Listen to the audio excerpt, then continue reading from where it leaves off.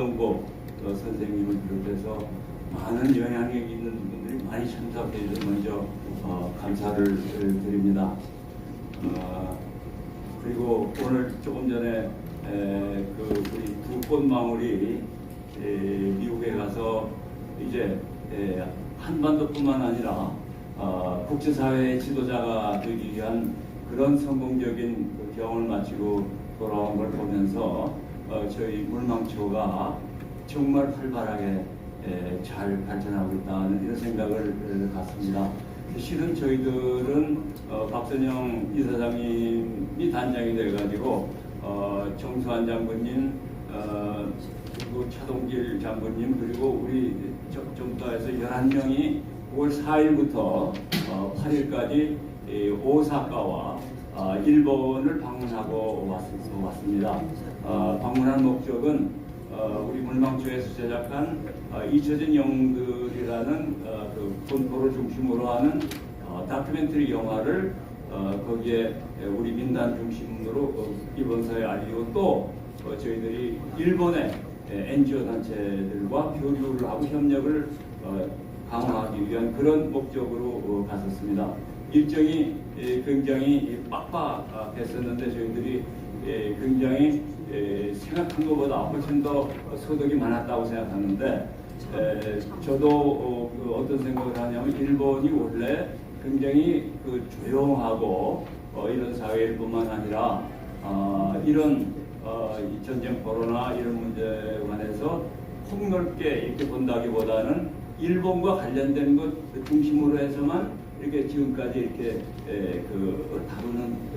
다루었다는 생각이 들었었는데 이번 기회에 일본의 오가와 하루이사 동경대학교 명예 교수님을 비롯한 인권 운동가들하고 저희들이 교류를 하면서 일본 사회가 우리 일본 문제뿐만 아니라 좀 더 넓은 문제에 관해서도 좀 더 관심을 가지고 같이 협력해 나가자고 우리가 얘기를 했고 일본의 지도자들도 굉장히 그런 뜻을 같이 했습니다.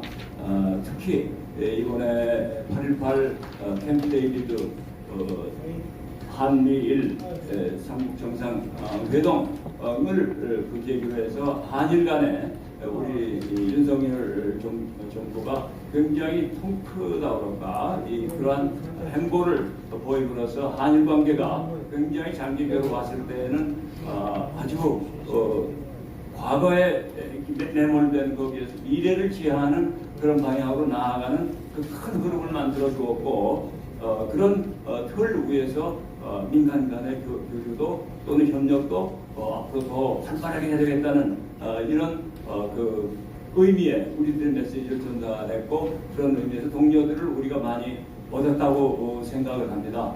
그래서 오늘 이렇게 참석해 주신 여러 지도자 여러분들께서 계속해서 물망초가 더 발전하고 또 이 지역의 인권이나 이 한국적 문제나 이런 분야에서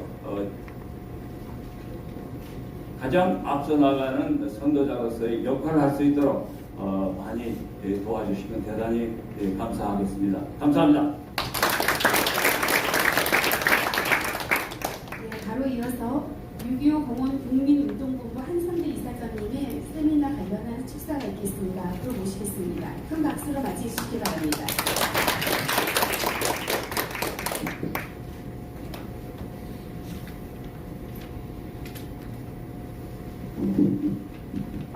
여러분 반갑습니다.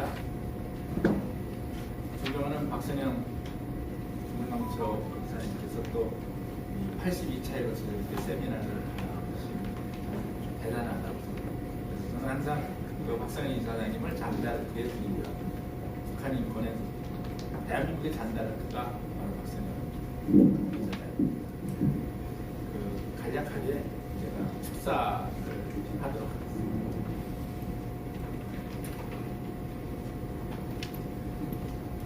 우리의 6.25 전쟁의 승리는 기적의 연속이었습니다.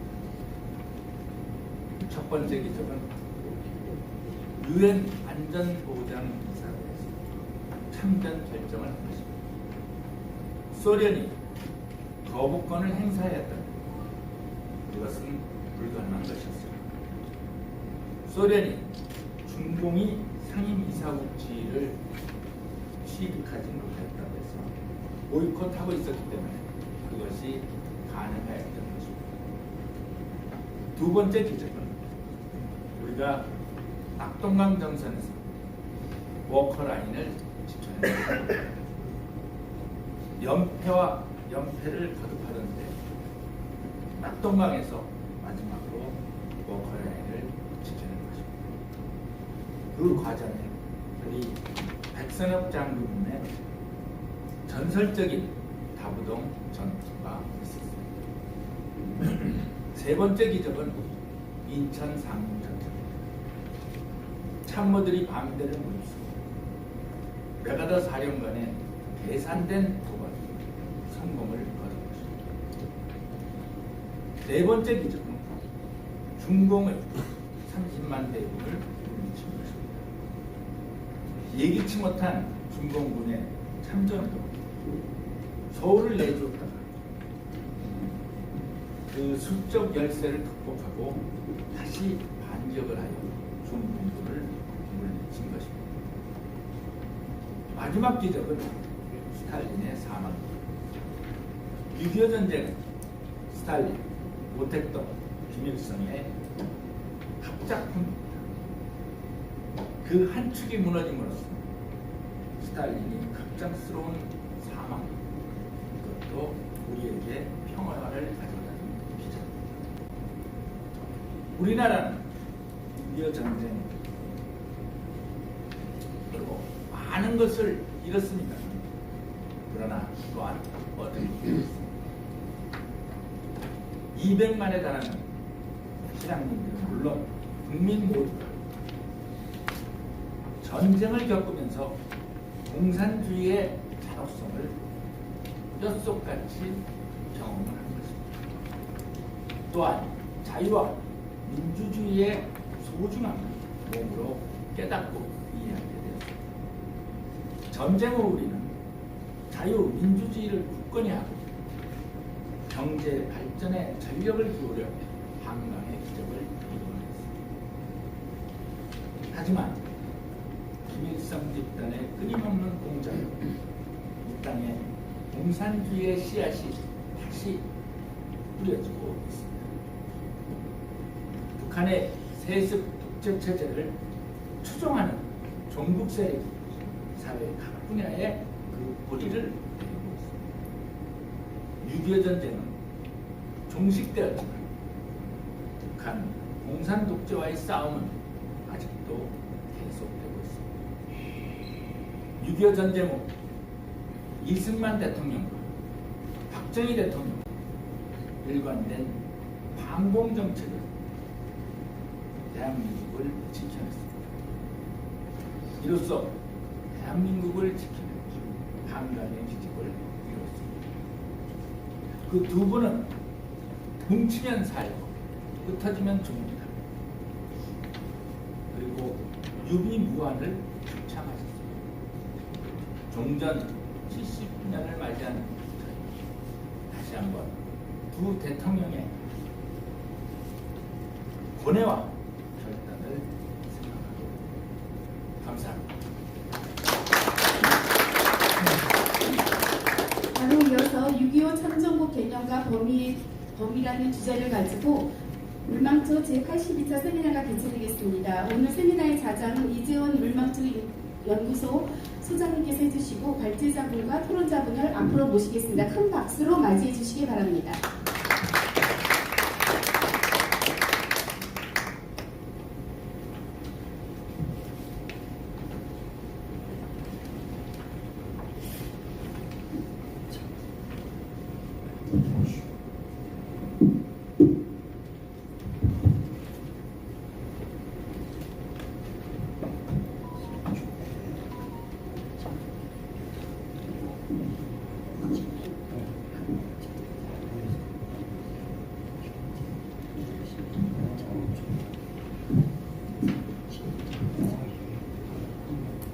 예, 여러분 안녕하십니까. 지금부터 이제 82차 물망초 인권 세미나를 시작할 텐데요. 저는 소개받은 인권연구소장 이재원 변호사입니다. 오늘 세미나는 보시다시피 주제가 6.25 전쟁 참전국 개념과 범위라고 되어 있습니다. 잘 아시다시피 원래는 6.25 전쟁의 포승이 멎은 지 70년이 되는 해입니다. 그런데 지금까지 6.25 전쟁 참전국이면서도 우리가 참전국으로 제대로 챙겨보지 못했던 나라, 그리고 그런 나라의 청장년으로서 우리 대한민국을 지키기 위해서 큰 희생을 했던 분들에 대한 우리들의 인식이 제대로 되지 않고 있었던 점이 있었습니다. 그래서 우리 물망초에서는 해를 넘기기 전에 이 문제를 꼭 한번 짚어보고 넘어가야 되겠다 하는 그런 생각을 하게 됐고, 그런 취지에서 오늘 세미나를 계획하게 됐습니다. 오늘 세미나에는요, 양영조 선생님께서 발제를 해주시고 김유관, 이민호 두 분께서 토론을 해주실 텐데요. 오늘 발제해 주실 분을 먼저 잠깐 소개를 드리겠습니다. 양영조 국가전략연구원 연구위원께서는 국가보건부 현충시설 심의위원도 계시고, 또 국가기록원 대외자료수집심의위원도 하고 계십니다. 그리고 국방부 군사편찬연구소에서도 일을 하셨습니다.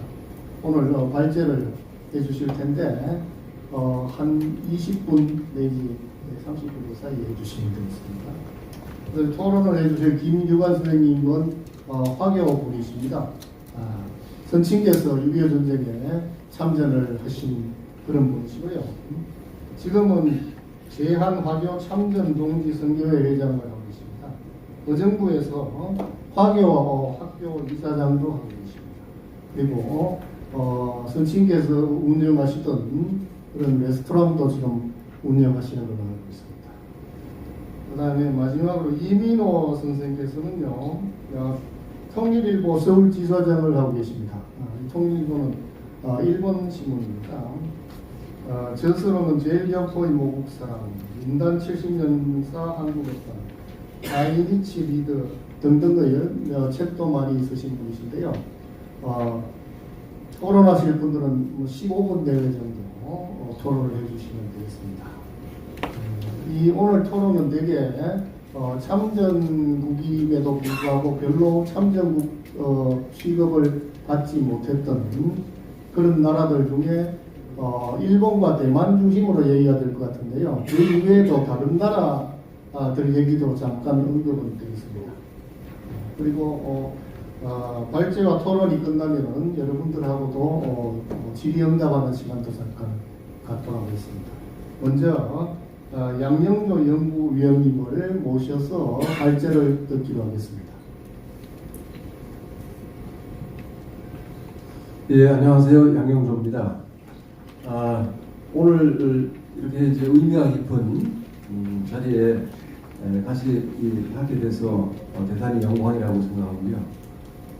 오늘 이 행사를 마련해 주신 물망초와 물망초 인권연구소에 감사드립니다.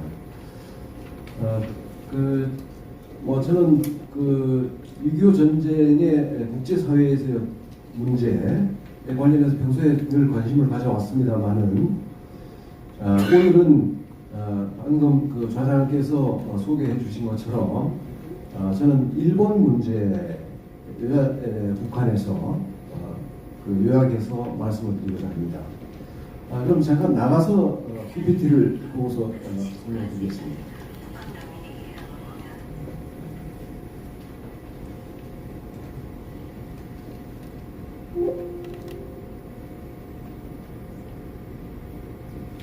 예, 제가 오늘 발표를 할 순서는 전쟁 발발과 일본의 변화라고 하는 큰 주제 하나고요. 6.25 전쟁 기간 동안에 일본이 병참 기지로서의 어떤 역할을 수행했던 부분, 그 다음에 그 전쟁 기간 동안에 소련 북한 지역 동서 해역에 뿌려놓은 기뢰 한 3,000여 개 이상이 있었습니다만은 그 기뢰를 소개하는 그런 그 역할을 했었습니다. 이제 기뢰 소외 작전 관련 문제. 그 다음에 이제 전쟁 때 그 많은 그 인력들이 일본인 인력들이 전투 근무 지원을 수행했었습니다. 그래서 이 네 가지 정도로 이제 나눠서 발표하고자 합니다. 먼저 전쟁 그 발발 전후 무렵에 있었을 상황을 잠깐 설명드리면, 일본은 그 6.25 전쟁 발발 전에 전후 복구, 그러니까 잘 아시다시피 종전 이후에 그 어떤 이 전후 복구에 굉장히 전력을 하고 있던 상황이었고, 종전으로 인해서 연합국의 점령 상태가 되면서 평화협정을 통해서 결과적으로는 1952년 샌프란시스코 조약에서 독립이 됩니다만은 그 평화협정을 그 마련하는데 아주 주력하고 있는 그런 상황이었습니다. 여기에 대해서 점령국의 한 주체였던 미국으로서는 이 세계 질서의 어떤 재편 과정에서 일본을 두고 6.25 전쟁 전에 두 가지 큰 변화가 있습니다. 첫째는 일본 중심의 경제 지역 통합 전략이라고 해서 일본을 동아시아의 시장 배후지로서 설정을 해서 일본을 육성하는, 경제적으로 육성하는 그런 프로그램을 이제 만들고 있었고요. 그 다음에 또 하나는 일본의 평화 기본적인 그 미국의 일본 정책은 비무장 정책이었는데 1950년 들어서부터 소위 이제 방공기지를 강화하기 위해서 영코스 정책을 이제 펼치기 시작합니다. 그래서 그 핵심이 일본의 재무장 정책을 이제 검토하는 겁니다. 그래서 6.25 바로 전에 이미 그 미국은 대일본 정책이 있어가지고서 지역 통합 경제 전략, 그다음에 재무장 정책 이걸 이제 수립하고 있었다라고 이제 이해를 하시면 될 거고요. 이런 정책 두 가지 큰 핵의 정책은 전쟁 6.25 전쟁의 발발로 인해서 결국 본격 이제 추진되는 계기가 됩니다. 그 미국의 두 가지 축의 이 정책은 물론 일본의 전후 복구 문제와 이 일본 독립의 문제와 사실은 거의 맞물려서 돌아가는 거죠.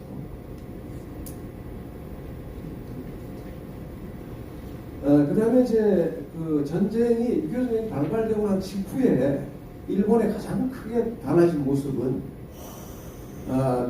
그 일본에 주둔해 있던 미군이 대거 한반도로 투입이 되면서 일본이 소위 방어 공백 지역으로 남게 된 겁니다.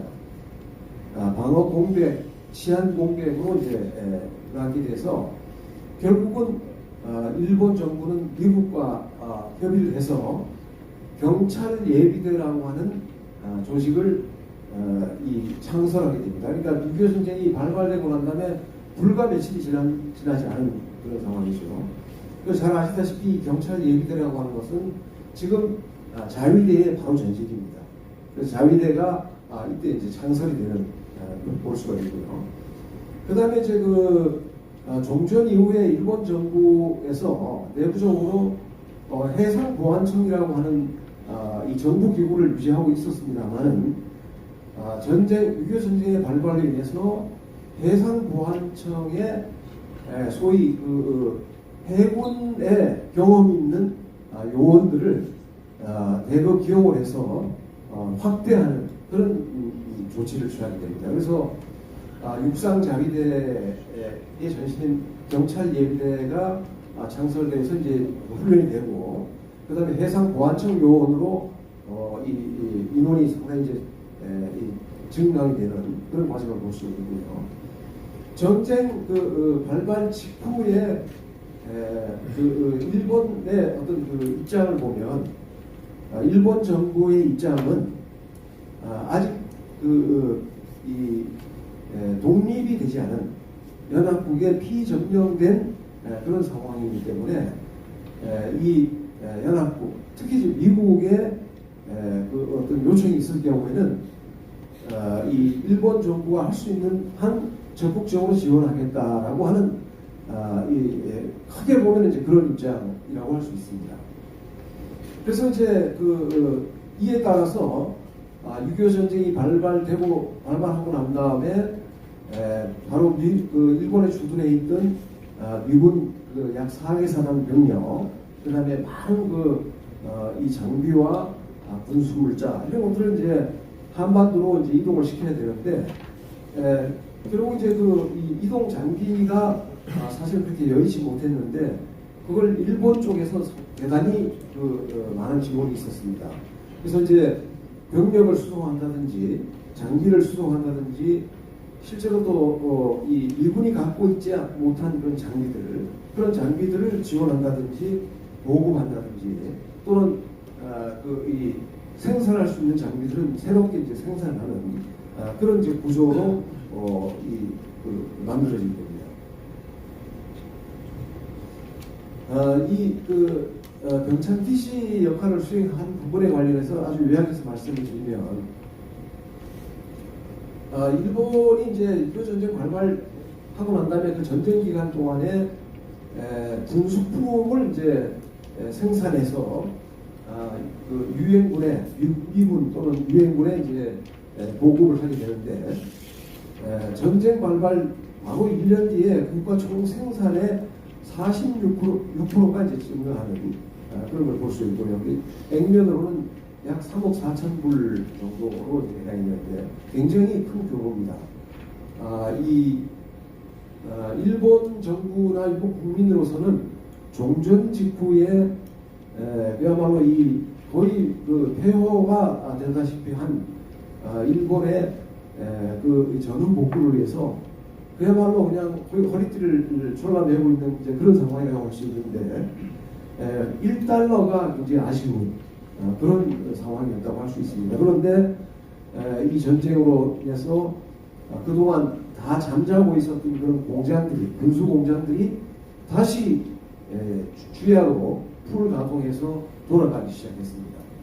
그렇게 해서 전쟁 기간 3년 동안에 약 25억 불 정도의 증가를 한 일이죠. 여기에는 이제 주로 이제 장비 무기를 보면 대전차 지뢰라든지 자동차를 생산 보급한다든지 또는 이제 병력들의 의약품이라든지 피복, 섬유류라든지 기계류 이런 것들을 거의 이 주문 받는 대로 굉장히 다양하게 이제 생산하기 시작합니다.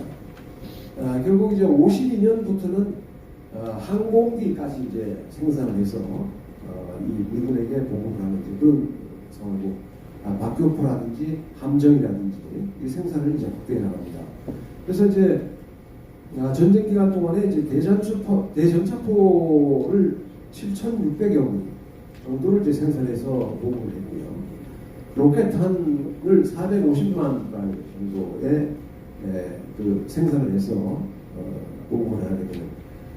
여러분들 요즘에 이제 좀 다른 얘기입니다만은 우크라이나 전쟁을 뉴스를 통해서 이제 많이 보셨을 텐데 우크라이나 대통령인 젤렌스키가 한국 정부에도 소위 포탄을 이제 지원해달라고 요청을 수차례하고 했죠. 그러고서 실제로 많은 소모전이 이제 전개되면서 우크라이나 측에서의 어떤 장비와 어떤 무기 이것의 어떤 부족을 계속해서 국제사회가 토로하는 것을 어필하는 것을 이제 보셨을 텐데 전쟁 기간 동안에는 특히 한국 전쟁 6.25 전쟁에서도 이 밀고 밀리는 전선 상황에 그나마 꽤 여러 차례 있었기 때문에 많은 소모전이 있었습니다. 그러다 보니까 이 포탄의 부족을 지금 우크라이나 이상으로 이제 부족함을 느꼈는데 그걸 이제 미국 또는 하와이 이쪽에서 이제 이렇게 공수해서 또 오고 있지만 실제로 바로 옆에 일본의 그 보급 기지에서 생산과 수송까지 담당을 해서 이렇게 했다라고 하는 것은 굉장히 그것도 이 450만 발 정도라면 엄청난 양입니다. 그래서 이런 것들을 사실 우리는 잘 모르고 있었습니다. 그래서 이제 미츠웨이 사령관이 이 전쟁이 끝난 다음에 일본에 대한 어떤 역할 문제를 놓고서는 뭐라고 얘기를 하셨냐면 일본의 기지가 없었다면 전쟁은 3개월도 유지하지 못했을 것이다. 이렇게 이제 평을 한 것이 있습니다. 전쟁 발발 직후에 이제 병력하고 이제 보급품 수송을 조금 더 구체적으로 보면 50년 7월 초에 이제 일본은 JR이 전시 수송 체계로 전환합니다. 전시 수송 체계로 전환해서 결국 그 전국에 있는 그 군수품이라든지 장비, 무기들을 이제 적시에 이제 수송을 하게 되는 그런 데를 전환하고 초기에 화물선을 12척, LST를 39척을 이제 긴급 지원하게 되는 그런 상황이고요. 민간 선박 회사와 이제 계약을 해서 약 230척 정도의 계약을 수송 계약을 하는 그런 것이 있었고요. 그다음에 이제 미군 그 4개 사단 그 병력을 이동하고 그 사단 내에 배치되어 있던 장비와 무기들을 이제 수송 지원하는 그런 역할을 수행했고요.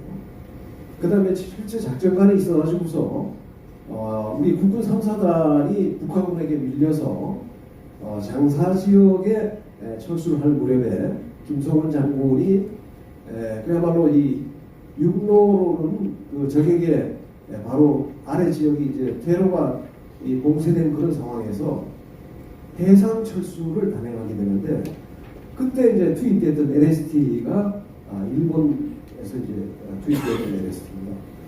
그 다음에 이제 원산 상륙작전이 이제 인천 상륙작전 직후에 이제 전개가 되죠. 원산 상륙작전. 그 다음에 이제 흥남 철수 작전에서도 일본인 LST가 이제 대거 투입이 돼서 지원을 하게 되는 그런 상황이고 오키나와 내에 있는 많은 비행장들이 이제 건설이 되는데 바로 이제 5공군이 한반도에 출격할 수 있도록 할 수 있도록 그렇게 이제 비행장을 건설하는 그런 것을 볼 수가 있습니다.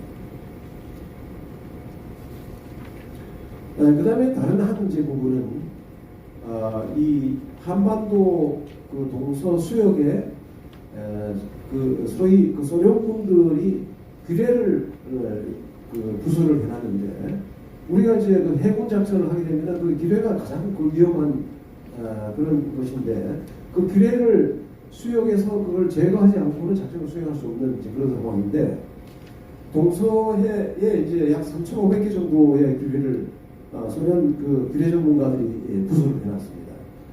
그래서 이제 그런데 그 당시에 미국 그 극동 해군의 상황은 어디냐면 이 극동 해군이 보유하고 있는 소해정 실제로 그 기뢰를 제거할 수 있는 소해 그 함정이죠. 그 소해정을 한 10여 척 정도의 불과한 정도의 규모로 보유를 하고 있었습니다. 그러니까 결과적으로 우리 한반도 수역에 이 부설되어 있는 이 해상 기뢰를 제거할 수 있는 능력이 못 됐습니다. 그래서 그걸 일본 정부에다가 요청을 한 겁니다.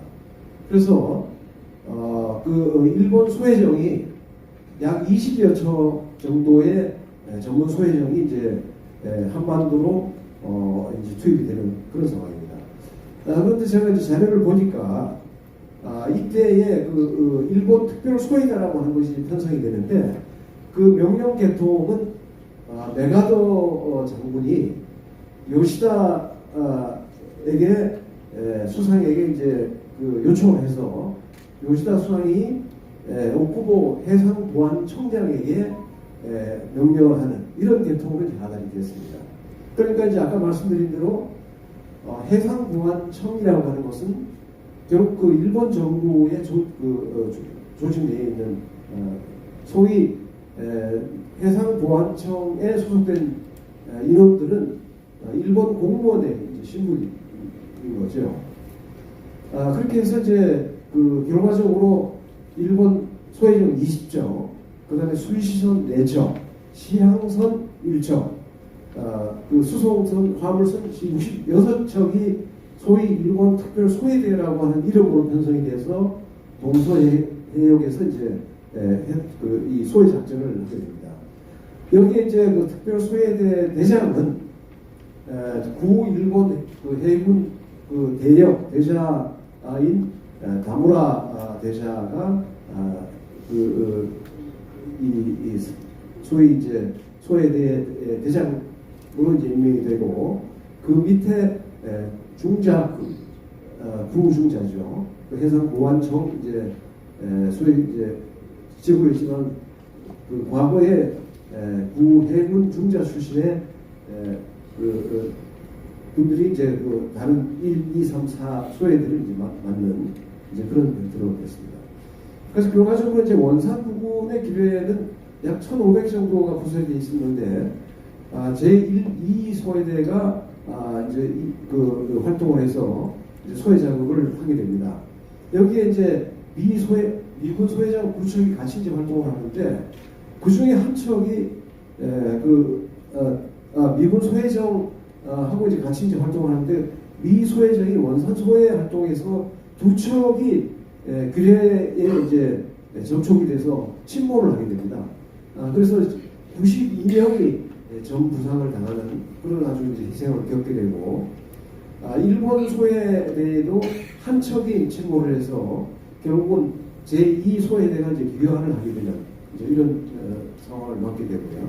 그래서 결과적으로 10월 10일 정도부터 11월 4일까지 원산 부근에 원산 수역에 있던 기뢰를 99개의 기뢰를 이제 소해를 하는 그런 작업을 했습니다. 이후에 이제 일본 소해대는 흥남, 군산, 진남포 일대에서 이제 소해 작전을 하고요. 이 중에서 진남포 소해를 담당했던 소해대의 한 척이 다시 침몰하고 군산 소해대에서 한 척이 침몰합니다. 그런데 이제 일본 자료들을 제가 이제 쭉 보니까 일본의 공식 자료에는 그 일본인이 이제 한반도에서 사망한 인원이 26명이라고 이제 집계되어 있습니다. 이제 사망자와 이제 부상자에 관련해 가지고는 조금 더 깊이 있는 연구가 좀 필요할 것 같다고 생각합니다. 그 다음 다른 한 부분은 이제 일본인 노무자의 어떤 역할 부분인데 이들은 이제 수송과 하역 및 특수기술을 갖고 있는 그런 그 노무자 기술자라고 할 수 있는데 수송과 장비 수리를 맡고 있는 노무자가 약 4,351명 정도가 투입이 돼서 이제 다양한 분야에서 전투군무 지원을 하게 됩니다. 그 중에 하나는 부산 대마도를 잇는, 그 다음에 하마다에서 그 지포를 잇는 해저 통신선을 가설을 하는 데 이제 노무자들이 대거 투입이 됐었고, 인천 상륙작전에서도 인천 지역의 하역 노무자가 3,900명 정도가 투입이 돼서 하역을 하는 그런 일입니다. 그 다음에 이제 미 90기동전대, 미 국동해군 90기동전대의 하역 노무자가 1,300명이 이제 그 지원 업무를 수행했습니다. 그 다음에 이제 그 조금 더 이 확인이 필요한 부분입니다만은 그 미 극동 이 아티스라고 하는 그 번역 및 그 통역하는 이제 조직인데 그 조직 내에서 중요하게 했던 역할 중에 하나가 적에 대한 포로 신문을 담당하고 있었습니다. 그래서 이제 적을 포획을 하게 되면 불과 이제 며칠 사이에 이 아티스원들이 투입이 돼서 적의 북한군이나 중국군에 대해서 아주 실질적으로 이제 포로 신문을 하는 그 역할을 했는데 그 중에 이제 그 보조 업무를 수행했던 사람들 중에 이 일본인들이 투입된 게 확인이 됩니다. 그래서 이제 아마 이것은 당시에 그 한반도에는 영어를 구사할 수 있는 사람은 사실 얼마 되지 않았겠죠. 그죠? 아까 우리 학생이 영어로 자기 소개도 하고 미국에 연수한 그런 감사행관에서 이렇게 얘기도 하고 있는데 지금은 이 대한민국 전체 국민들 중에 영어가 가능한 사람들이 굉장히 많습니다만은 당시에는 영어가 거의 소통이 안 됐습니다. 그런데 일본에 점령된 지가 불과 5년 정도 남짓된 그런 시점이기 때문에 일본어는 웬만하면 다 통했습니다. 그래서 포로 신문을 위해서 그걸 보조할 수 있는 요원으로 아티스트 보조 요원으로 이제 일본인이 투입이 된 것 아닌가 이렇게 생각합니다.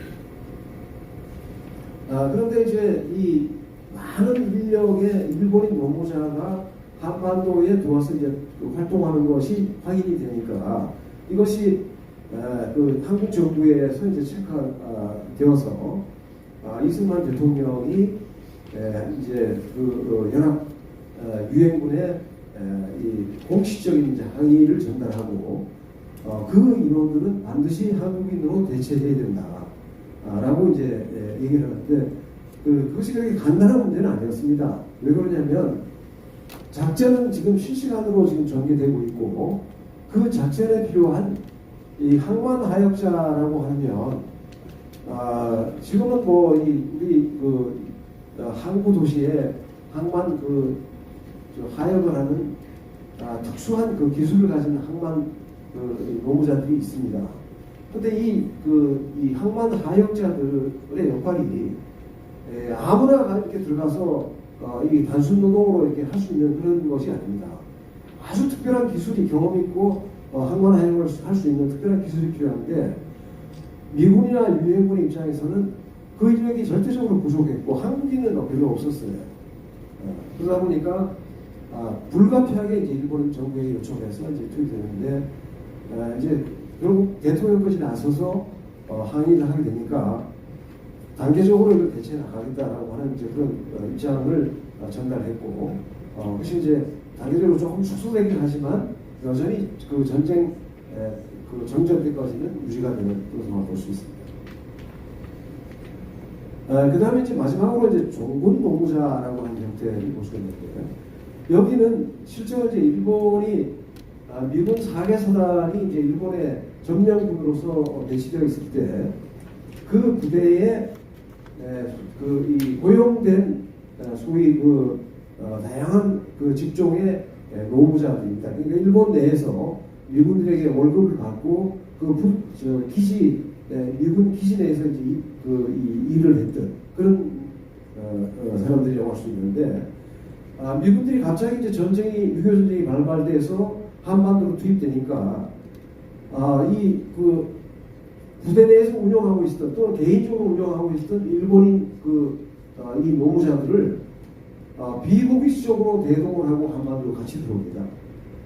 그런데 들어올 때 아주 재밌는 것은 그들에게 물론 이제 전투 목적으로는 아니지만 자기 방어를 위해서 군복과 소총을 지급합니다.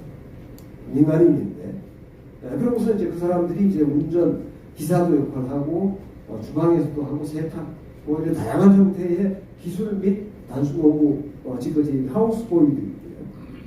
그러니까 이제 다양한 형태의 부대 내에서 이제 지원을 하게 되는데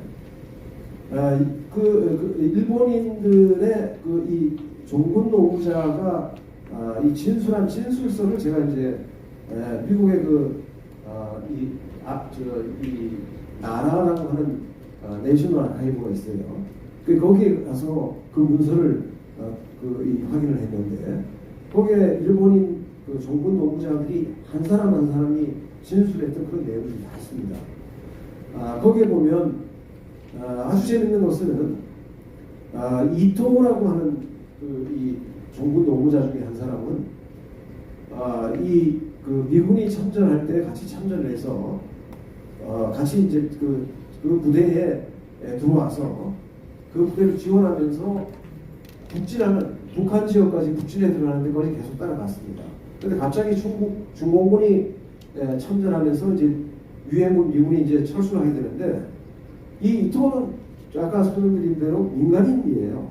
그 25세 정도 되는 민간인 청년인데 이 청년은 한 번도 이 군사훈련을 받은 적이 없는데 오히려 군사훈련을 받은 그 미군들을 인솔을 해서 부상자까지 안전하게 이 38선 민항거지로 이 안내해서 철수를 하는 그런 역할을 수행합니다. 그래서 이제 그 미군 같이 이제 동반했던 미군들이 진술해서 미국 정부가 나중에 이 이토에게 이 군인들에게만 아주 탁월한 공적이 있는 군인들에게 수여하는 펑크하트 훈장을 수여해요. 그 아주 재미있는 사실을 자료에서 확인했는데 이런 부분도 있고요. 어떤 분은 여러분 잘 아시다시피 미 24사단의 경우는 대전 전투에서 북한군 그 3사단의 퇴로를 위협받아서 부대가 거의 와야 되는 직전까지 위기를 받고 사단장이 그야말로 실종이 되는 그런 위기를 맞잖아요.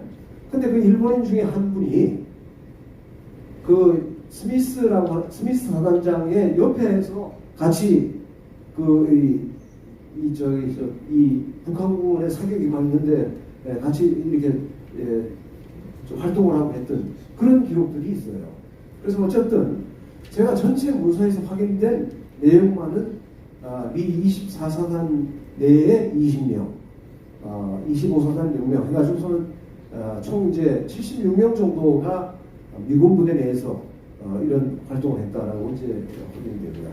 그런데 이제 유해군 사령부와 이 극동군에서 이제 파악을 해서 이들의 유무가 당시 공산군 측에서는 일본군이 전전했다 또는 뭐 어떻게 했다 이런 부분들이 국제사회에 계속 비난하는 얘기가 있었습니다.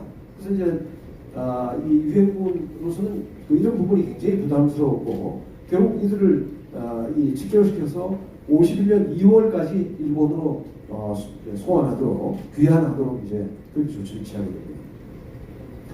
예, 지금 뭐 이게 많은 내용을 사실은 제가 이제 이 내용은 3편의 이제 논문들을 쓴 내용을 여러분에게 아마 처음 들으신 내용들이 많을 겁니다. 그래서 그런 부분을 요약해서 이렇게 말씀을 드렸는데 너무 이제 뭐 시간이 없고 이렇게 빨리 이렇게 핵심만 전달하다 보니까 제대로 이해가 안 되셨을 수도 있을 것 같습니다. 조금 이따가 토론하는 과정에 혹시 의문이나 또는 추가적인 설명이 필요한 부분이 있으면 그때 다시 해드리도록 하겠습니다. 네, 감사합니다.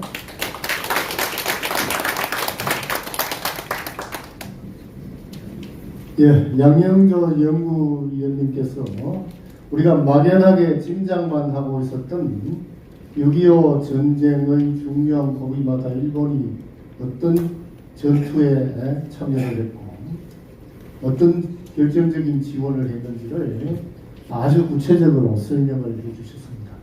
뭐 그 의미에 대해서는 나중에 또 토론 때 얘기를 하기로 하고 다음으로는 우리 김유관 선생님을 모셔가지고 중화민국이 6.25 전쟁에서 구체적으로 어떤 활약을 했는지를 들어보시겠습니다. 예, 부탁드릴게요. 네. 안녕하세요. 저는 제한화력 참전동지회 회장을 맡고 있는 김유관입니다. 현재 의정부에서 아버님께서 물려주신 중식당 3대째를 운영하고 있습니다. 토론에 앞서 이 자리에 함께 계신 모든 분을 모시고 제한화력 6.25 전쟁 참전과 활약성에 대해서 말씀드릴 수 있는 기회를 만들어주신 사단부를 민망초에 깊은 감사를 드립니다. 또한 영광스럽게 생각합니다. 이 땅에 존재할 수 있었던 것은 보이지 않는 곳에 그 고난을 극복하고 함께 이겨낸 분들이 계십니다. 6.25 전쟁 역시 그렇습니다. 어느 국적 사람이냐 이전에 이 땅에 살고 있는 사람으로서 그 시대의 현실에 맞서 평화를 위해 애쓰신 분들이 계셨던 것입니다. 저는 오늘 국가와 국가, 사상과 이념을 따지기 전에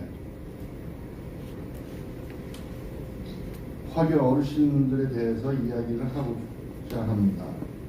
그리고 그분들의 존재, 세상에 알리고 희생되신 모든 분의 업적을 드리고자 여러분들의 앞에 서 있습니다. 오늘 제가 말씀드리고자 하는 화교 참정용사는 두 그룹이 있습니다. 하나는 6.25 전쟁 발발 전 평양에 한중 방공앱 청영단이 있었습니다.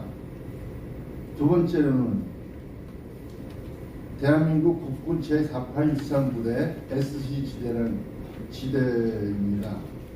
오늘은 4863 SC 지대 말씀드리겠습니다.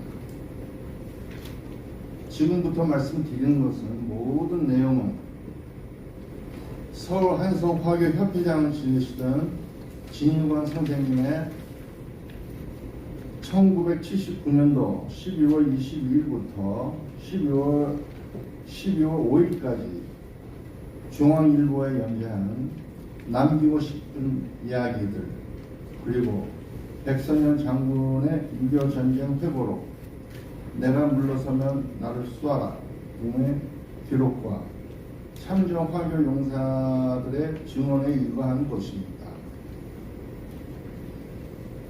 먼저 제가 회장을 맡고 있는 제항화교 참전 동지 승교에 대해 말씀드리고자 합니다. 6.25 전쟁에 참전했던 화교 참전 용사분들이 대여섯 분 정도 생존해 계실 때, 즉 1980년도에 전투 첩보 임무 수행 중 전사하신 화교 용사들의 넋을 위로하고 이분들의 공적을 드리며 또 이러한 역사를 널리 알리기 위해 제항화교 참전 동지회를 설립하게 되었습니다.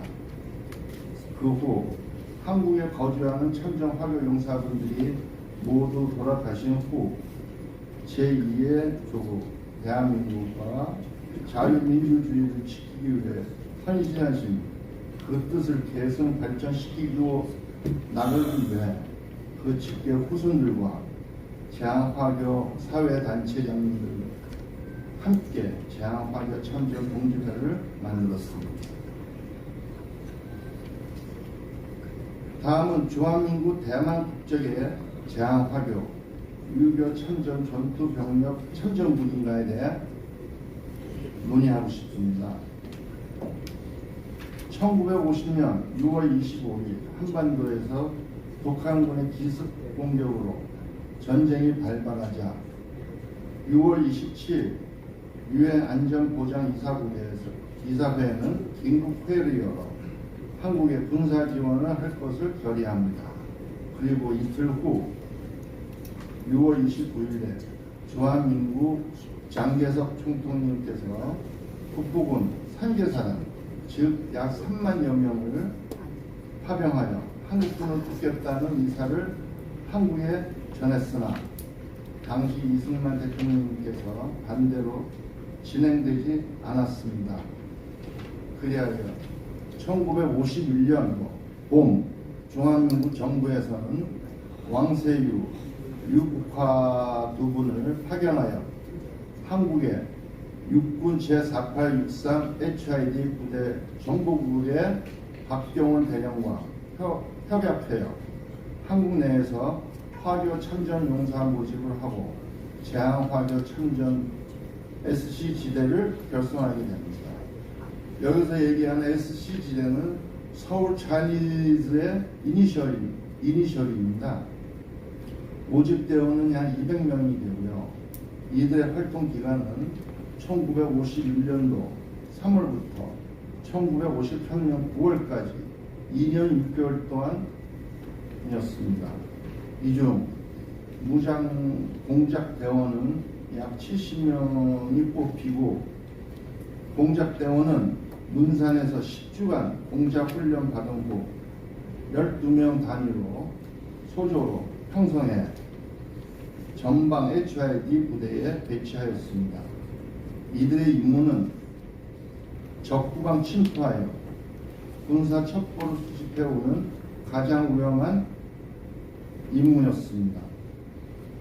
적진에 침투하는 루트는 육상, 해상, 공중 등 모든 루트를 이용하여 황해도 연백, 해주, 강원도에 있는 철원, 금화, 평강 지역의 후방 침투 작전, 평남 성천의 순천 지역의 공중 침투 작전 비롯하여 함경도 함흥, 북방 지역의 해상 침투에 의한 첩보 수집 등 활동에 북한 지역 전역을 누비며 종횡무진으로 활약을 했습니다.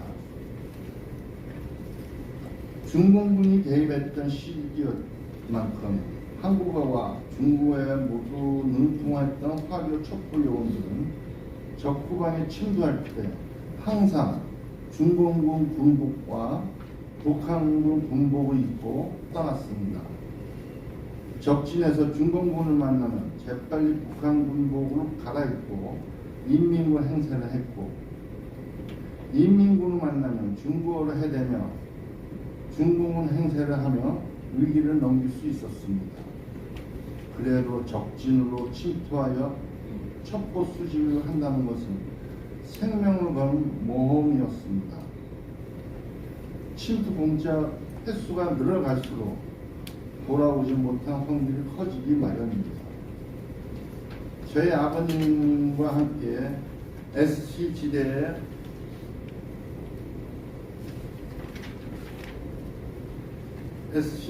대원으로 활동했던 당수 한 분이 적진의 고공 침투에 들어오지 못했다고 얘기를 들었습니다.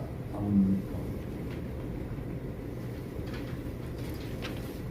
그리고 이분들의 공적으로 보면 중공군 생포 작전이었습니다.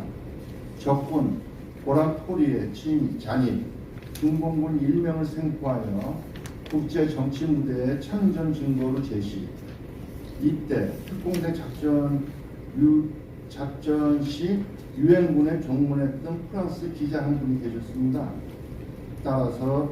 따라와 상세히 취재하고 얼마 후 프랑스에 있는 신문들에 보도되기도 했고, 자본 포로는 한 명뿐이었지만 그 의미는 아주 컸습니다. 그러나 전쟁 상황에서 임시로 창설된 화교 참전 용사들은 많은 한국 학도병이 분변이 부여되지 않고 전쟁에 투입된 것과 같이 군번이 부여되지 않았습니다. 대한민국과 자유민주주의를 지키기 위해서 전쟁에 참전한 여러 화교 참전 용사들은 전투 현장에서 사망하거나 실종되었습니다. 군번을 부여받지 못해 대부분 화교 참전 용사들은 희생에 대한 변변한 기록도 남지 않습니다. 무엇보다도 화교 참전 용사들은 참전 당시 대개 20대 초반이어서 후손도 없는 실정이었습니다. 다행히 과천 전투에 참가했던 참전용사 강혜린님이 희생되어 전쟁이 끝난 후 은성 화랑 모공 훈장을 추서되고 국립서울형충원에 안장되었고, 유리서방님도 금성 화랑 모공 훈장을 수여받았습니다. 1980년도 서거 후 국립서울현충원에 외국인 묘역에 안장되었습니다. 이 두 분에 대해서 매년 저희 화교단체에서는 5월 15일 날 주한 대만 대표부와 화교 단체장들을 모시고 국립서울현충원에서 추모식을 거행하고 있습니다. 전쟁 후 대한민국 정부가 6.25 전쟁 참전 용사를 위한 다양한 사업을 전개할 때 저희는 한국 정부에 화교 참전 용사에 대한 실상과 추모에 관한 탄원과 천원을 했지만 자료가 없어 처리할 수 없다는 답변을 들었습니다. 그나마 다행인 것은 앞에 말씀드린 것 같이 강혜림과 위서관 용사님의 평충원에 안장된 것이 증거로 남아 있습니다. 또한 한국 정부로부터 훈장을 받았다는 신문 기사도 일부가 존재합니다. 1971년 12월 4일에 한국 법무에서 확인된 53명의 화교 참전 용사가 종기장을 수여받았습니다. 또한 1975년 9월 3일에 화교 참전 용사 10명이 한국 정부로부터 보급 포장증을 수여받았습니다. 다음은 제한화교 유교 참전 동지 승계회의 바람을 말씀 올리겠습니다. 유교 전쟁 총성이 멎은 지도 언 70년, 젊은 세대에게 점차 잊혀진 전쟁으로 기억되고 대한민국 국제사회의 지원을 받던 빈곤 국가에서 이제는 약소국부를 지원하는 선주국의 지위에 올랐습니다. 이제는 유교 전쟁의 전쟁사를 규명하는 차원에서도 화교 참전 용사의 헌신을 재조명해 주시기 바랍니다. 화교 참전 용사는 유교 전쟁 당시 참전한 16개 참전국에도 포함되지 못하고 비정규군에도 포함되지 않고 있습니다. 저희 제한화교 참전 동지회의 바람은 더 이상 시간이 흐르기 전에 화교 참전 용사들이 잊혀지기 전에 이 연령들을 달랠 수 있는 일들과 그들의 존재를 세상에 알리는 것입니다. 매년 6월이 되면 호국 봉헌의 달로 지정해 호국 영령을 달래는 다양한 행사를 진행하는데 이때 가끔 참전 화교 용사를 다루는 컬럼을 쓰는 언론인들이 계십니다. 그분들은 한결같이 더 늦기 전에 화교 참전 용사의 고귀한 희생과 뜻을 바로 새겨야 한다고 합니다. 그런데 여러 언론인들의 외침은 메아리 없는 외침으로 끝날 뿐입니다. 필요성은 공감하나 실현되지 못하고 있습니다. 국립서울형충원에 잠들어 계신 두 화교 참전 용사는 묘역에 화교 참전 용사를 기르는 추모비 건립을 추진하는 사업을 전개하고 있으나 대한민국 정부의 법령이나 규정, 제도 등을 잘 몰라 진척되지 못하고 있습니다. 바로컨대 추모비를 세워 매년 5월 15일 날에 추모 행사를 할 수 있기를 바랍니다. 끝으로 결론을 말씀 올리겠습니다. 대한민국 국방부 비정규군 공로자 보상심의위원회 공고에 의하면 2021년 10월 14일부터 2023년 10월 15일까지 비정규군 공로자 보상 신청을 받아 예우를 한다고 합니다. 즉, 그 내용을 살펴보면 소속 부대, 군번, 국방부 참전 확인 번호, 국가보훈처 참전 등록 번호 등 필요합니다. 화교 참전 용사들은 군번이 없습니다. 그리고 후손들이 없어서 진정마저 해줄 사람이 없는 안타까운 실정입니다.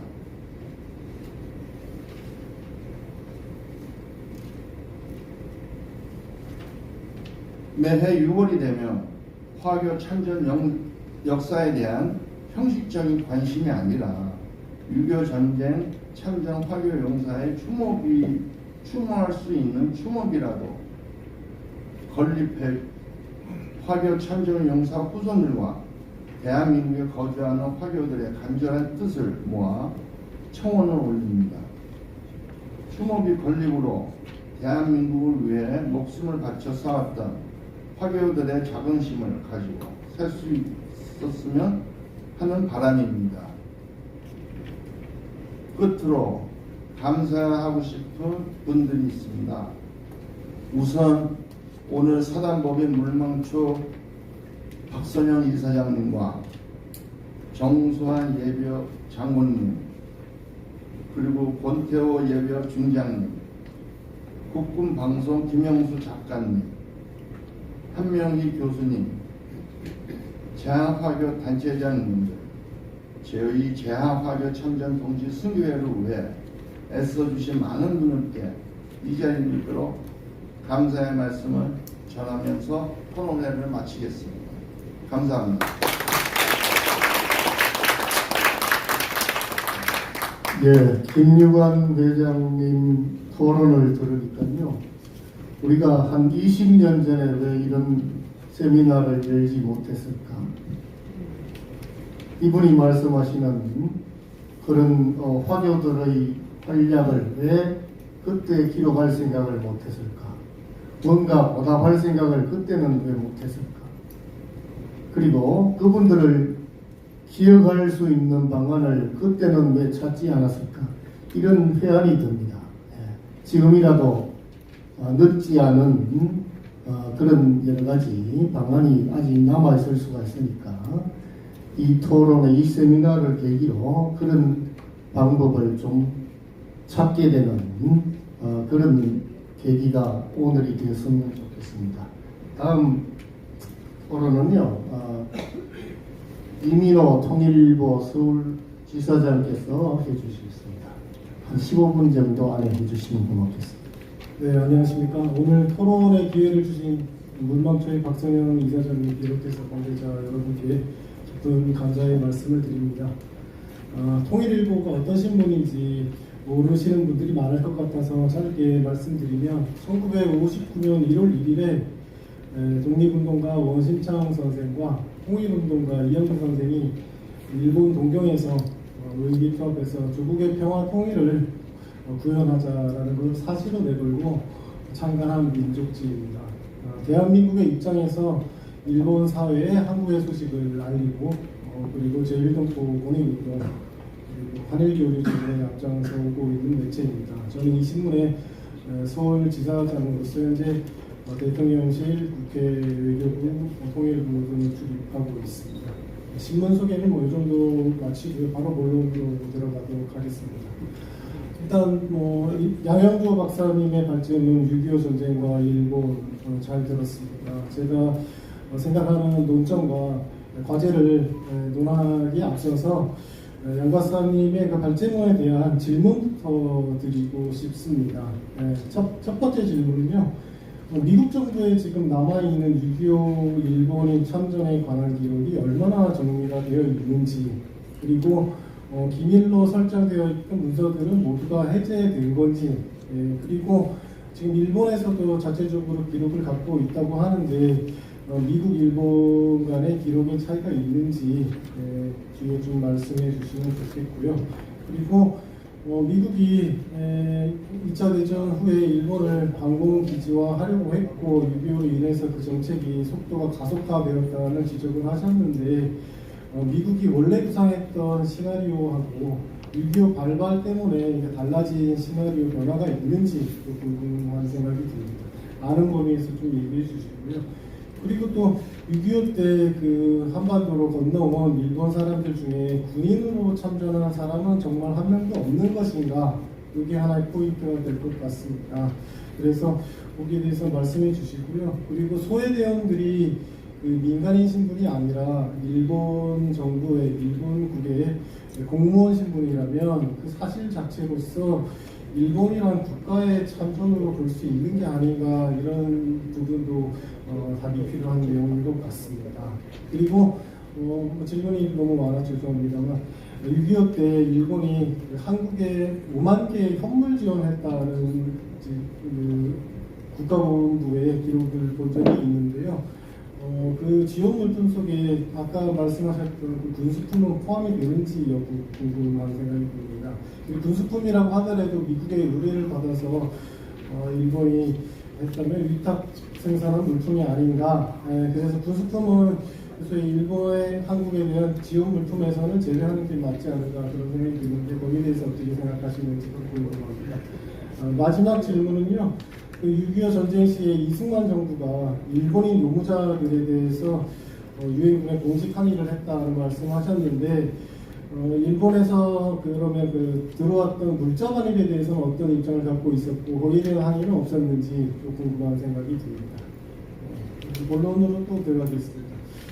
제가 생각하는 논점과 과제는 몇 가지 있습니다. 첫 번째는 그 일본인들의 6.25 전쟁 참여에 대한 정의가 필요하다는 생각이 듭니다. 이게 제일 기본이라고 보는데요. 참전인가 아닌가에 대한 이 부분은 좀 전에 박사님한테 질문했던 부분하고 겹칩니다만 국가로서의 참전이냐 마냐의 문제입니다.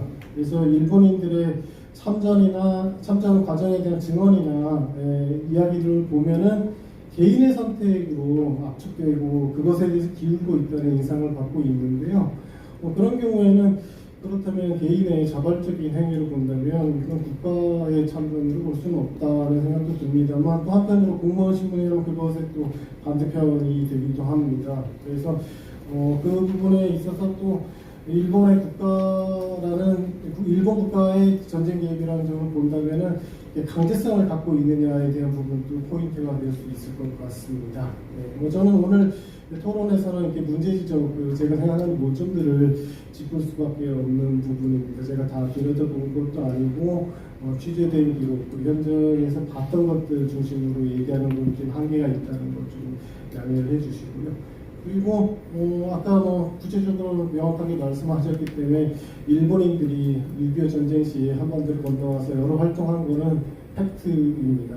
그래서 또 한편으로는 가장 많은 인원들이 활동했던 어떻게 전쟁 수행과 거의 직결되는 것들이 소해대원으로 볼 수 있는데요. 1차적으로는 그것을 먼저 분석하고 들여다보는 것이 필요하지 않겠는가 생각합니다. 그리고 원산 상륙작전 때 그 소련제 비례 1,500개 이상이라고 얘기하셨는데 그거를 바다를 건너와서 풀었던 일본인들을 어떻게 봐야 되는가. 그리고 또 지휘체계에 대한 부분 아까 설명을 하셨습니다만 이 지휘본부를 일본의 해상보안청으로 볼 것이냐 아니면은 그 미국의 점령구동사령부의 지휘축표로 볼 것이냐 이거는 많이 다를 것 같습니다. 그리고 일본인이 참전이라고 본다면 이건 전사로 볼 수도 있지 않는가에 대한 관점도 있을 것 같습니다. 그리고 또 참전자들의 이거는 저도 들은 이야기로 봅니다만 고아들이 많았다는 이야기들도 있습니다. 그래서 소위 밥 먹기 힘든 상황, 소위 태평양 전쟁 이후에 사실은 일본은 아로미 상태에 빠져서 물자 자체를 생산할 수 없는 수준까지 내려갔습니다. 공장이 전부 문을 닫았고요. 그래서 태평양 전쟁기에 10% 정도만이 공산품으로 생산되었다는 얘기들이 있었습니다. 그 정도로 판사가 밥을 굶다가 굶어 죽는 경우가 생겼던 게 일본의 현실이었는데 6.25로 인해서 사실은 전화위복을 했고 그것 때문에 전쟁 특수로 일본이 불응한 것은 명확한 부분입니다. 그리고 이제 또 한 가지 우리가 놓쳐서는 안 될 부분 중에 하나가 6.25 참전에 대한 부분을 왜 그렇다면 일본에서도 계속 숨기고 있고 한국에서도 그걸 묻고 있느냐는 부분입니다.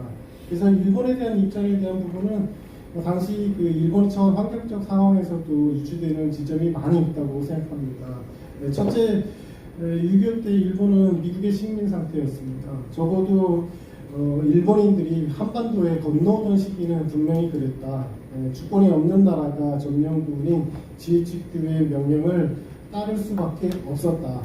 그 점이 있고요. 그리고 소위 일본의 재무장을 금지한 이른바 평화헌법이라는 것도 GHQ가 만든 결과물, 미국의 명령에 의한 부분이었다고도 볼 수 있습니다. 그런데 그거를 인정한다고 하더라도 이게 일본의 전쟁 개입이 아니라 할 수 있느냐는 부분에 논점은 걸립니다. 왜냐하면 국가 참전으로 판단을 한다면 1945년 7월에 그 미국, 영국, 중국이 포츠담에서 일본의 항복 조건 그리고 일본 점령지 처리 조건에 대해서 합의를 한 그 포츠담 선언이 있습니다. 그렇다면 거기에 대해서 위반 소지가 생기게 되거든요. 이 문제 때문에 미국에서 일본인의 6.25 때 그 참전, 6.25 때 개입되어 있는 부분에 대해서 숨기려고 했던 것이 아닌가, 국가기밀로 설정했던 것이 아닌가 싶고요. 마찬가지로 그것이 또 평화헌법의 위반 소지로 이어질 수 있습니다. 그리고 이제 조금 더 깊이 들어가면은 또 하나의 논점은 일본의 그 독립이 명확하게 선언된 1952년 4월 28일 그 샌프란시스코 강화조약이 발효됐던 시점. 그때는 뭐 48개 연합국가 일본 간에 이루어진 합의가 있었죠. 근데 합의가 이루어진 날짜는 1951년 9월 8일입니다. 그래서 9월 8일 이후에 일본인이 한국으로 넘어왔을 때는 또 다른 문제가 되지 않을까. 그게 저희 일본의 한국에 대한 전쟁 개입에 대해서 포인트가 되지 않을까라고 또 생각을 합니다. 그리고 한국에서는 왜 일본인의 그 참전 문제가 철저하게 베일에 가려져 왔을까? 저는 어릴 적에 배웠던 6.25 전쟁, 요즘 세대가 배우고 있는 6.25 전쟁 이미지도 크게 다르지 않을 것 같은데요. 자유수호를 위한 전쟁이다. 그리고 북한의 유란당치, 예고 없는 당침으로 촉발된 전쟁이다. 그리고 또 하나의 그림이 또 동족상전의 비극이다. 이런 그림이 있는 데서 그런 소위 틀이 있는 유교의 그림에서 일본이 들어올 틈바구니는 없었지 않은가 생각이 들고요.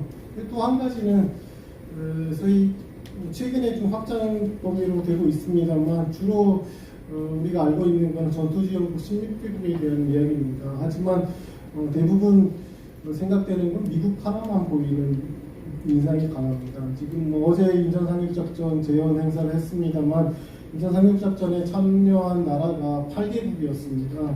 근데 한국 사람의 머리에는 그 파이터 담배에 불고 있는 메가더의 모습과 미군 뿐입니다. 그리고 뭐 몇 년 전에 나왔던 그 영화 인천상륙작전의 이미지 역시도 미군밖에 보이지 않습니다.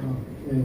그리고 또 일본을 철저하게 베일에 가질 수밖에 없었던 부분 중에 하나는 그 피해자, 우리가 영원한 피해자라는 인식이 같이 있지 않은가라는 생각도 듭니다. 일본 사람들은 역사의 끝까지 죄인이어야 된다는 그런 일제라는 고착관념이 역사에 계속 남아있지 않은가라는 생각이 듭니다. 소위 이른바 일본 알러지가 계속 역사에 작용하고 있다는 인상을 지울 수 없고요. 그래서 영원한 가해자인 일본으로부터, 영원한 죄인이어야 된 일본으로부터 뭔가 도움을 받았다는 건 우리가 있을 수 없는 일로, 그리고 뭐든 인정할 수 없다고 생각하지 않은가라고도 생각도 듭니다. 또 한 가지 제가 이번에 현장에서 취재를 하면서 사실은 일본인들의 6.25 참전에 대한 이야기를 처음 접했던 거는 6.25 때 제일학도요원군들이 642명이 한반도에 건너와서 전쟁 참여를 한 적이 있습니다. 네, 근데 이분들의 전쟁 참여에 대해서는 세계 최초의 제외국민 구국 참전, 그리고 한미연합군의 스타트, 카투사의 원조, 뭐 이런 식의 평가들이 가능한데요. 그거 역시도 뭐 한국 사회에서는 그렇게 평가를 높게 받지 않고 대수롭지 않은 일로 받아들여지는 경향들이 있었습니다. 그 역시 일본 알러지하고 관계되지 않은가라는 생각이 들었고요. 근데 제가 그 취재를 하면서 흥미로운 거는 그 미국 CBS에서 52년 9월에 한국전쟁에 나타난 코리안 유령부대라는 기사 타이틀의 내용이었습니다. 그 내용을 보면 그 참전하고 있는 사람들이 일본인이 아니라 일본에 살고 있는 한국 사람이다라는 표현을 하기 위해서 그런 타이틀을 붙였는데, 저는 그게 일본인의 참전을 숨기려고 한국 사람의 참전이라는 것을 미국 언론에서 흘린 게 아니라 입각한 게 아니라 그런 의심도 좀 들었었습니다. 그리고 뭐 결정적인 건 역시 또 한국 사회, 한국 정부의 이중 스탠스의 문제입니다. 6.25 전쟁 참전 그리고 외국인에 대해서 보험 행사들을 각종 여러 가지를 하고 있는데요. 16개국 전투지원국에 대한 보험 개념은 뭐 명확하지만 그 확대해서 뭐 멕시코, 모로코, 아일랜드, 수리남, 푸에르토리코 뭐 이른바 자기 나라 소속으로 출전한 게 아니라 남의 나라 소속으로 배속국으로 출전한 나라들, 그리고 물자지원국에 대해서도 자유를 수호했다 해서 고마운 외국인으로 감사를 표하고 있습니다.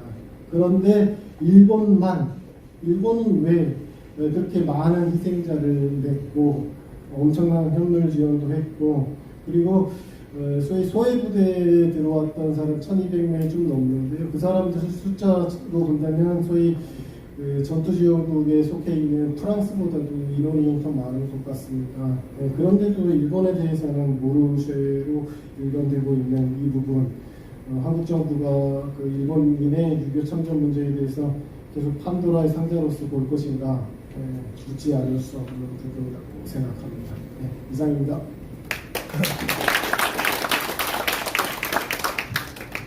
예, 이민호 지사장께서 질문을 굉장히 많이 하셨죠.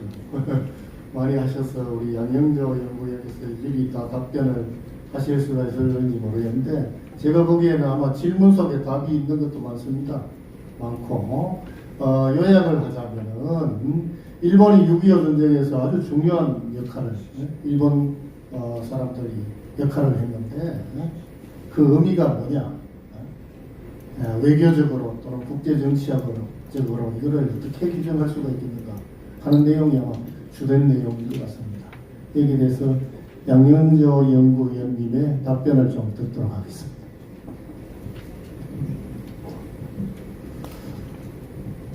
예, 그 질문 감사드립니다. 답변에 앞서서 제가 이제 일본 문제에 관련해서 이제 관심을 가진 것은 한 20년 정도가 넘은 것 같습니다. 그런데 아까 그 질문 코멘트를 하신 내용 중에 일본 문제에 관련해서 애써서 외면하는 그런 분위기에 관해서 지적을 해주셨는데, 상당히 복잡한 사실은 여러 가지 문제가 내재되어 있죠. 그런데 어쨌든 이 사실관계에서는 지속적으로 관심을 가져야 된다라고 하는 말씀을 드립니다. 그 질문을 여러 개 해주셨는데, 먼저 미국 문서 관리기록청이라고 하는 나라라고 하는 데에는 제가 한 20년 전 정도 전에 그 나라 문서를 스크린을 했을 때는 6.25 전쟁에 관련해서 일본 문제에 관련해서 한 내용이 전부 사실은 까만 그 문서를 지우는 거의 지워져 있었습니다. 그런데 지금은 아까 말씀드린 대로 미국은 정부 기록 문서를 아키비스트들이 전부 다 체크를 해서 이 문서가 30년 뒤에 공개되어야 될 것인지 50년 뒤인지 100년인지 문서 공개법에 따라서 공개를 하게 되는데, 어쨌든 20년 전에 제가 그 자료를 미국 자료를 뒤졌을 때는 일본 문제에 관련해서 언급된 부분 내용은 다 원문으로 다 지워져 있었습니다. 그런데 지금은 아주 상세한 그런 내용 것을 확인할 수 있는 그 자료들이 다 공개되어 있습니다. 마찬가지로 이제 일본 내에서도 과거에는 일본 외교부 자료를 체크를 하려고 이제 하게 되면 굉장히 사실은 뭐라 그럴까요? 감시를 받는다 할까요? 그런 정도로 했었는데, 지금은 일본 외교부 자료를 스크린해서 이렇게 확인하는데 전혀 문제가 되지 않습니다. 그래서 일본 문제에 관련해서는 나라와 일본 외교부 관련 문서들을 잘 추적해서 정리할 필요가 있다는 생각이고요. 그다음에 이제 미국의 정책이 6.25 전쟁 발발로 가속화된, 그러니까 실제로 그 시나리오에서 어떤 변화가 있는지라고 했는데, 아마 이 부분은 크게 저는 지역 통합 전략과 재무장 정책의 어떤 코스, 이걸로 이제 큰 축이 이루어져 있다는 생각이 들고 실제로 그 변화 아주 급격한 변화가 있게 되었고요. 그다음에 이제 질문해 주신 내용 중에 6.25 때 과연 일본인 군인은 없었는가라고 이제 하시는데 제가 이 본 자료로는 이제 군인이라고 그러면 자위대 경찰 예비대 자위대 병력이 이제 들어와야 되는 건데 그 공식 자료에서는 제가 본 적이 없습니다. 그다음에 이제 다만 이제 소외대는 아까 말씀드린 대로 이제 공무원 신분이니까 이 부분을 해석하기가 참 어렵습니다. 공무원 신분은 군인이랑 똑같은 거죠. 군인이 들어가는 거나 그 해당국의 공무원이 들어가는 거나 뭐 거의 같은 의미라고 외교적으로. 그다음에 이제 일본 현물 지원에 관해서 그 일본의 고속분들이 이렇게 쭉 뭐 이렇게 많은 부분이 들어갔는데 거기에는 제외되어야 되지 않느냐라고 하는 지금 말씀인데 여기에서 국가보훈처에서 정의되어 있는 그 현물 지원에 관련한 자료는 소위 크릭이라고 하는 민간 지원단이라고 하는 유엔 산하 단체죠. 그다음에 웅쿠라라고 하는 마찬가지로 그 단체에서 소위 민간인 전쟁 지원, 그다음에 전쟁 피해 지원, 그다음에 전후 복구 지원을 하는 거기 때문에 이거 조금 더 다른 성격이라고 볼 수 있고요. 이승만 정부의 일본 노무자에 대한 항의는 그 항의를 이제 얘기를 하시고 물자 반입에 대해서는 어떻게 생각했는가라고 했는데 잘 모르겠습니다. 총 이제 국제사회에서 6.25 때 60개국의 나라들이 한국을 유엔을 통해서 한국을 지원한 거죠. 지원을 했는데 일일이 아마 그걸 전쟁 당시에 목록을 만들어서 대통령에게 이제 보고하고 하는 그랬을까라고 하는 생각이 듭니다. 전쟁이 동안에는. 그러니까 아마 그건 그냥 여러 나라들이 지원한 나라 중에 하나로 그냥 그렇게 이해를 했을 것 같다는 생각이 들고요. 그 다음에 이제 소외대의 지휘체계 문제는 이거는 이제 해상보안청이 지휘를 했다기보다는 해상보안청장이 특별 소외대를 편성하라고 하는 정도, 편성해서 지원하라고 하는 정도 것이 명령을 하달하고 실제로 다무라 대사가 이끄는 특별 소외대는 GHQ의 통솔을 받아서 작전을 하는 그런 형태로 봐야 된다는 생각이 듭니다.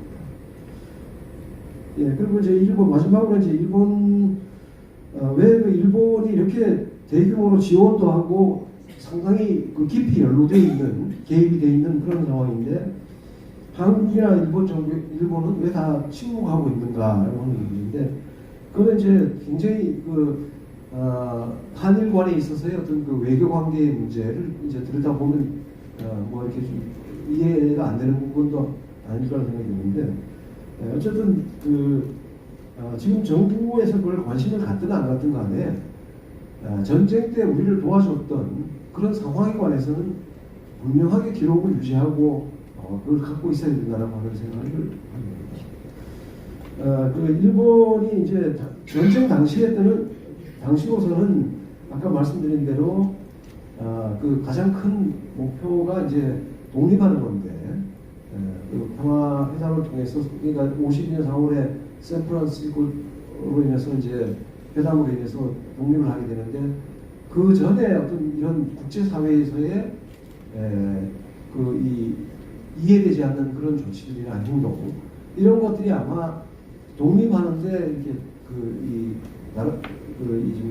저해될 수 있는 그런 요인이었다고 생각해서 아마 그럴 수도 있을 것 같고요. 미군으로서는 이 국제사회에서의 어떤 비난 이런 것들도 했을 거고요. 한국 정부로서는 이제 전쟁 전부터 일본 관계, 외교 관계를 들다 보면 썩 그렇게 이렇게 달가워하지 않았던 그런 관계이기 때문에 당연히 일본 문제에 관련해서는 애써 외면한 것이 아닌가 이런 생각합니다. 그런데 분명한 것은 분명히 이해하고 있어야 되고 알고 있어야 된다. 하는 것이 제 입장입니다. 예, 답변이 되는지 모르겠습니다. 예, 시간이 얼마 없어서요. 방청하신 분들 질문을 한 2분 정도만 받고 마무리해야 될 것 같습니다. 양경조 의원님께서 답변을 쭉 해주셨는데 지금 당장 뭐 거기에 대해서 참전이다 아니다라고 결론 꼭 내려야 하는 건가?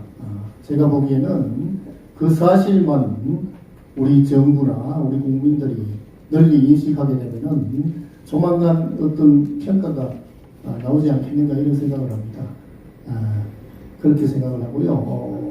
오늘 이 세미나를 방청하신 분들 중에 우리 발제하신 분이나 토론하신 분에 대해서 질문이 있으신 분은 좀 질문을 받도록 하겠습니다. 예, 저쪽 뒤에 손을 드신 분이 계시네요.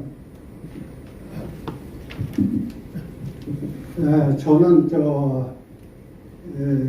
박선영 이사장을 열렬히 지지한 울망초 재단의 그동안 노고에 대해서 감사합니다. 특히 6.25 일본, 대만 등의 숨겨진 자료 발굴한 오늘 세미나에 대해서 감사드립니다.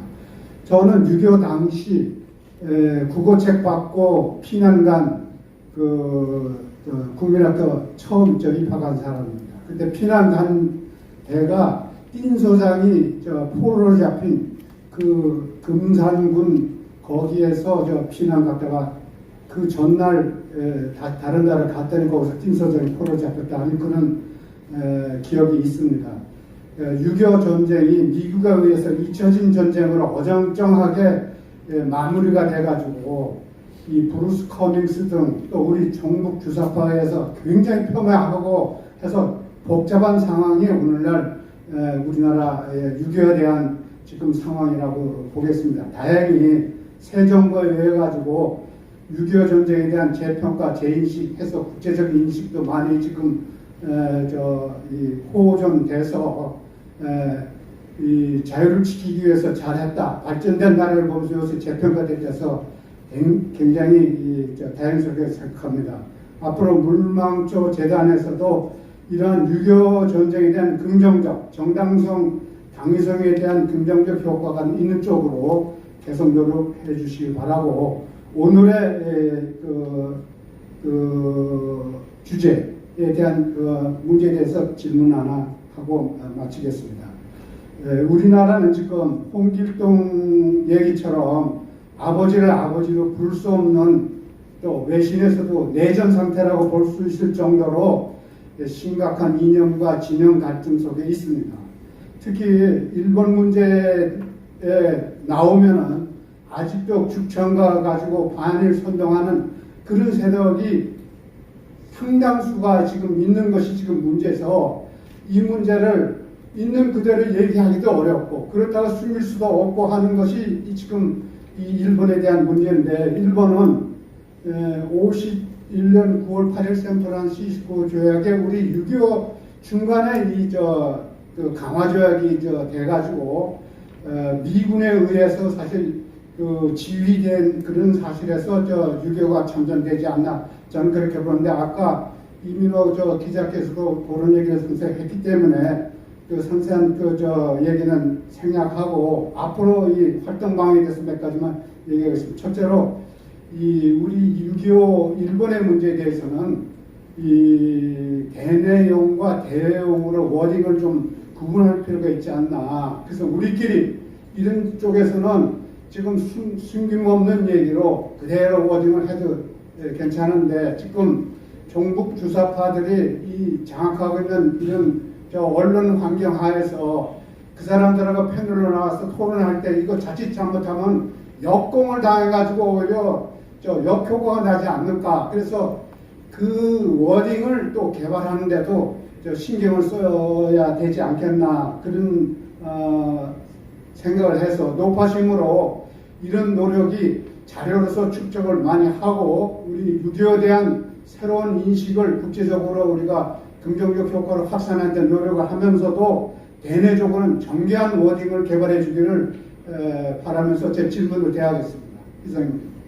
네, 질문이시라고 하셨는데 당부의 말씀을 하셔서 각자 좀 염두에 두고 생각해 봐야 될 문제인 것 같습니다.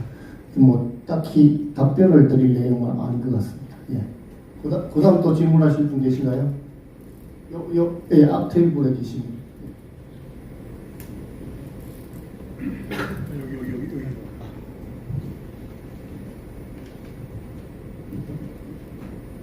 오늘 물방초 포럼 최고의 우리 포럼 오늘 발표라고 생각이 됩니다. 저는 박성부 예비역 장군입니다. 마침 이번에 지난 8월달에 한미 정상회담을 통해서 NTG가 구성이 되고 그에 대한 핵 확장에 대해서 이제는 미국이 혼자서라기보다는 우리 한국도 같이 깊숙이 들어가서 이제 하자. 그 다음에 이번 캠프 데이비드에서 한미 정상이 있었는데 지금까지 우리가 한미연합 작전 중심으로 해가지고 한반도 방어에 역할을 했는데 이제는 일본이 같이 한미일 동맹 수준으로 격상해서 한미일 연습도 같이 해나가야 될 시대적인 노침이 아니겠는가. 우리가 안보 상황으로 봤을 때 이랬다고 좀 생각이 되는데 혹시 어떤 생각인지. 저는 한미일 동맹을 격상하고 한미일 연습을 그야말로 북한의 핵 재래식 전쟁에 대응할 수 있는 수준으로 올려야 되겠다, 이런 생각을 하고 있습니다.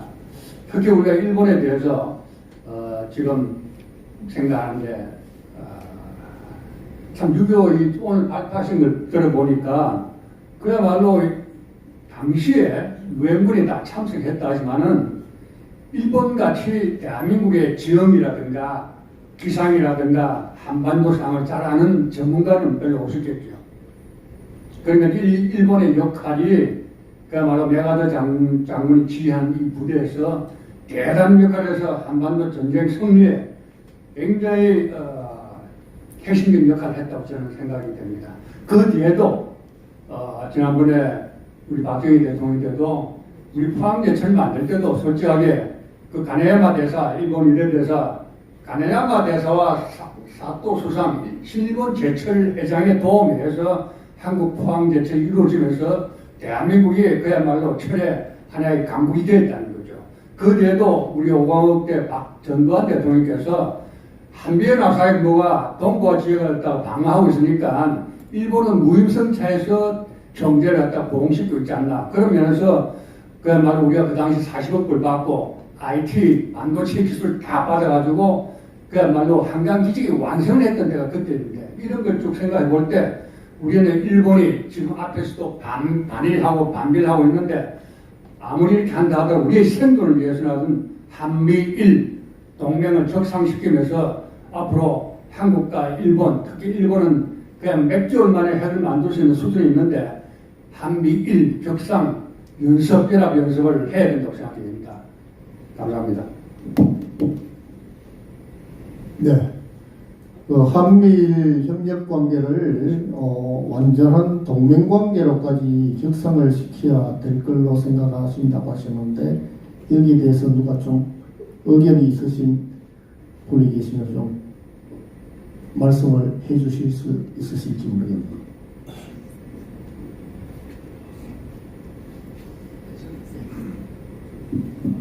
예, 이제 아마 한미일 지금 그 군사 상황 또는 미국의 어떤 전략적인 관점이나 그 한반도의 어떤 군사 상황을 고려했을 때는 뭐 우리가 선택할 수 있는 여지가 없을 것 같습니다. 군사 훈련은 반드시 한미일 그 연합 속에서 이제 이루어져야 되는 것이고, 그런데 이제 어떤 그 국민적인 어떤 정서나 뭐 이런 것들을 고려했을 때는 그것을 한미 동맹처럼 그런 이제 군사 동맹을 이제 체결한다면 굉장히 많은 그 정치적인 혼란이 있을 것 같다라고 하는 생각이 드는데, 지금까지는 그 이중적으로 사실은 관리를 해왔다는 생각이 드는데, 저는 제 생각도 그게 옳다는 생각입니다. 예, 오늘 세미나는 시간이 없어서 이런 정도 질문을 받고 마쳐야 되겠습니다. 그 옛날에 김일성이가 그 각권 전술이라는 얘기를 했습니다. 예. 대한민국이라는 나라는 일본하고 미국이라는 두 각권으로 유지가 되고 있는 각과 같은 신세라서 하나만 끊어져도 망한다. 그런데 이 각권 전술을 충실히 이행하고 있는 전국 주사파가 대한민국 내에 있습니다. 이런 사람들이 끈질기게 한일 관계를 이간질을 하고 한미 동맹을 해체하는 그런 활동들을 하고 있습니다. 오늘 이 세미나를 들어보면요, 우리가 6.25 전쟁과 같은 그 절체절명의 위기에서 일본이나 중화민국 같은 화교들 활약도 있습니다만 중화민국 같은 나라들의 존재가 얼마나 중요했느냐 하는 것을 실감할 수 있었으리라고 봅니다. 중국이 자꾸 지금 대만을 침공하려고 자꾸 얘기를 하죠. 그런데 우리가 그걸 수수방관해야 될 것인가 하는 문제도 우리 대한민국이 제대로 생각해 봐야 될 문제라고 생각합니다. 예, 오늘 장시간 세미나에 참여해 주시고 경청해 주신 여러분들 감사합니다. 예, 오늘 이만 마치겠습니다.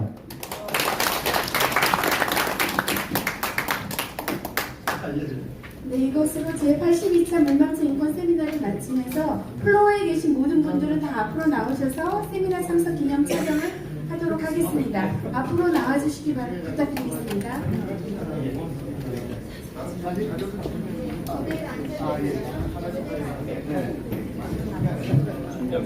제대로 인사를 드리겠습니다.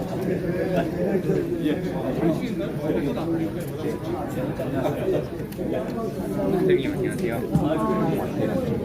다름이 아니라 그 세미나 전에 장학증서 수여식 때 저 사진 촬영에 다 참여를 해주시고요. 네.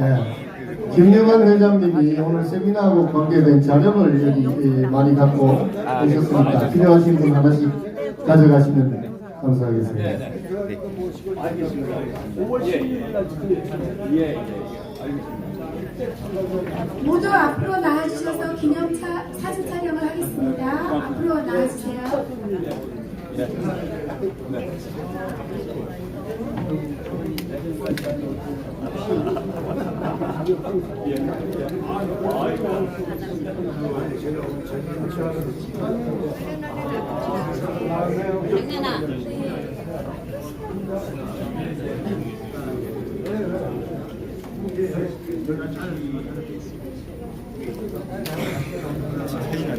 네, 앞으로 나와주세요.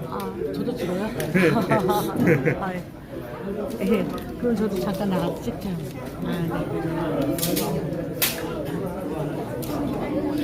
중간에 찍는 거.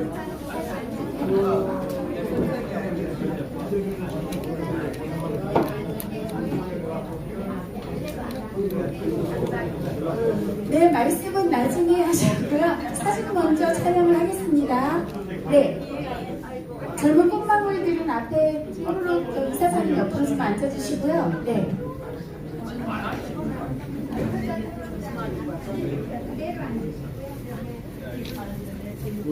저기 양쪽 끝 이렇게 좀 안쪽으로 양쪽 끝에 분들 조금 안쪽으로 들어가 주십시오.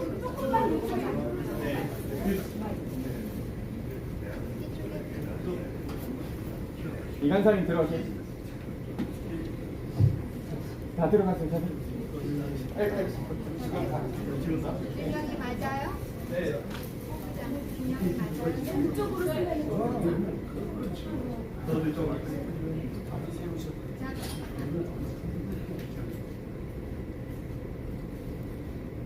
정장군님 뭐 좀 해주세요. 자, 찍겠습니다. 하나, 둘, 한 번 더요. 예. 자, 우리 감사합니다 한번 할까요? 네. 고맙습니다. 고맙습니다. 고맙습니다. 고맙습니다. 예. 감사합니다.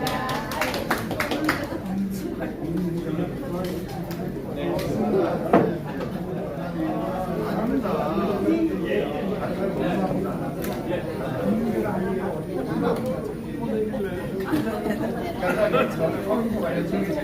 이상 세미나를 마쳤습니다. 지금까지 시청해주신 시청자 여러분 대단히 고맙습니다. 감사합니다.